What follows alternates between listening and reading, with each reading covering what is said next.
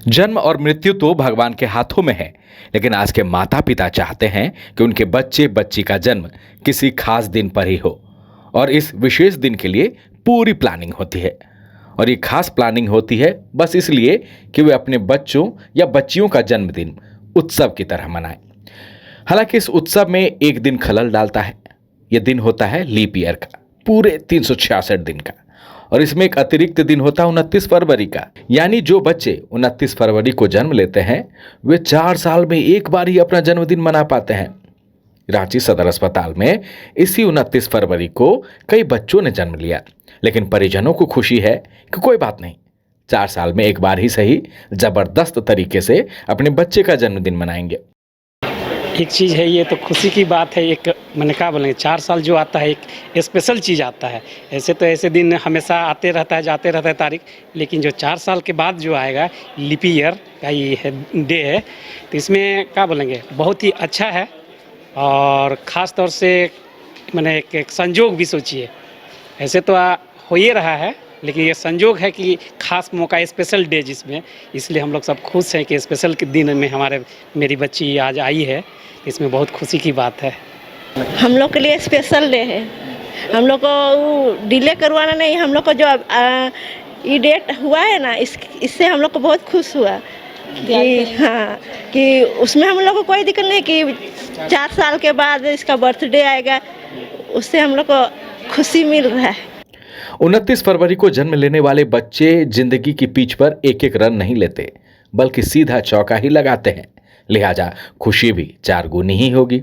29 फरवरी हर साल 4 साल के बाद लीप ईयर में आता है।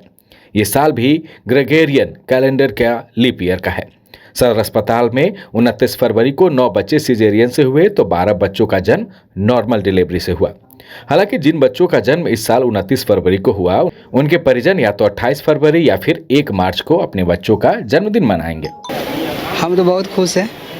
और डॉक्टर ने जब हमें एक डेट होता है, आसपास का डेट बताते हैं वो लोग, ठीक है, कि इतना ड्यूरेशन में होगा, तो वो लोग 4 मार्च बोले थे, लेकिन हम लोग सोच रहे थे कि 29 को हो जाएगा तो बहुत अच्छा रहेगा, कुछ स्पेशल बनेगा, ठीक है। और हुआ ऐसा ही कि 29 को हुआ, ठीक है। तो हम लोग उसका बर्थडे तो 1 को ही बनाएंगे, लेकिन जब 29 का महीना 4 साल बाद आएगा, चौथा साल में, तो फिर स्पेशल बर्थडे बनाएंगे उसका।